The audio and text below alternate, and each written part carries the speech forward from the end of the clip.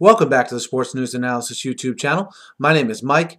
I'm continuing my pick-by-pick analysis of the 2013 NFL Draft. This video is for round number 2, picks 49 through 52.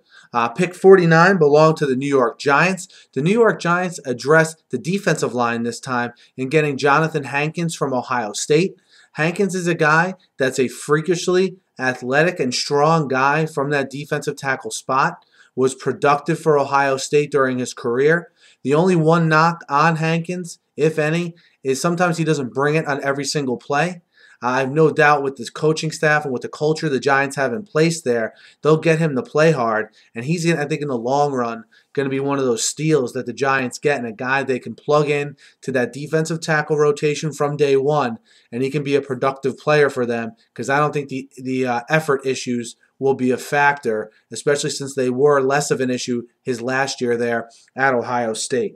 The Bears with the 50th pick Jon Bostic from Florida. Bostic's an inside linebacker. At this spot, again, he's a bit of a reach, sort of similar to how Kyle Long was in the first round for the Bears on the offensive line. But Bostic's an inside linebacker.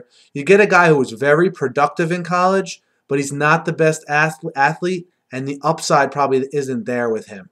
So you're going to get a guy who's probably going to be able to play right away, but his ceiling won't be that high, and your hope is that he's just a solid, consistent starter for you. I think the top end, Pro Bowl potential isn't there with this guy. But again, don't take away from the fact that he was productive in college on the field, making tackles, and hopefully his athleticism is good enough to be a difference maker for the Bears on the defensive side of the ball. Pick 51 belonged to the Washington Redskins. They take David Amerson, the cornerback from North Carolina State.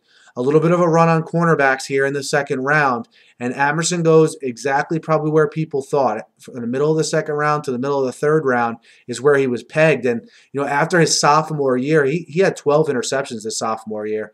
Wasn't as great last year, and certainly the Redskins, who need help in the secondary right away, especially at the cornerback spot, hope they're getting the David Amerson from 2 years ago rather than the one that we saw last year at NC State, who was wildly inconsistent and really confused me when you watched his tape from 2 years ago as opposed to last year. At 52, the New England Patriots select Jamie Collins from Southern Miss. He's an outside linebacker, pass rushing prospect. He's not as high on the radar as Barcavius Mingo, Jarvis Jones, guys of this nature. But he, again, a productive pass rusher in college, a little bit under the radar because he went to Southern Miss.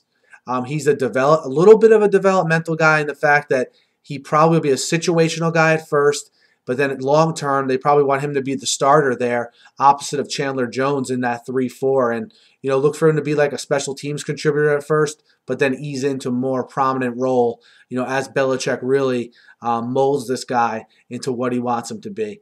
Guys, that's my analysis of picks 49 through 52 here in the second round. Let me know what you guys think of the picks. Hit me up in the YouTube comments. Hit me up on Twitter at SNewsAnalysis. Guys, be sure to subscribe to my channel. I'm uploading a pick-by-pick analysis, again, of the draft, and upload videos all day here talking sports on YouTube. So join the conversation. Be sure to subscribe, and have a great night.